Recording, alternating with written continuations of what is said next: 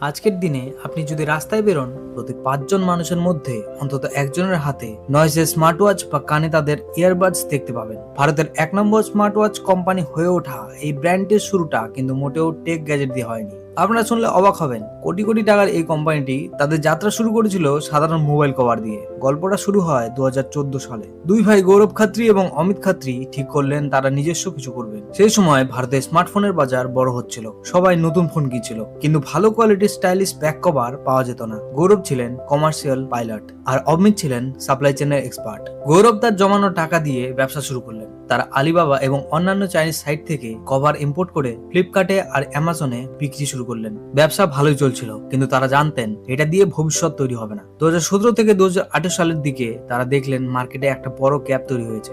Smart gadget বা wireless হেডফোনের জগতে দুটো অপশন ছিল, হয় অ্যাপেল না হয় স্যামসাং এর মতো খুব দামি ব্র্যান্ড যা সাধারণের সাধ্যের বাইরে, অথবা সস্তা চাইনিজ প্রোডাক্ট যার কোনো গ্যারান্টি নেই।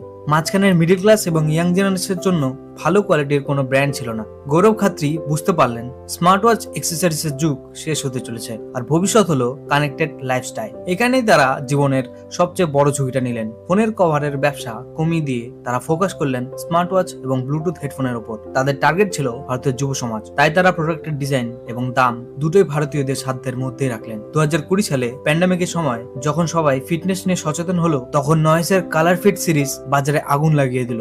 ঋষভ পান্থ বা তাপসী পান্নুর মতো তারকাদের ব্র্যান্ড অ্যাম্বাসেডর বানিয়ে তারা মানুষের বিশ্বাস অর্জন করলেন। আজ নয়েস শুধুমাত্র একটি ব্র্যান্ড নয়, এটি ভারতের স্মার্ট ওয়াচ মার্কেটের লিডার।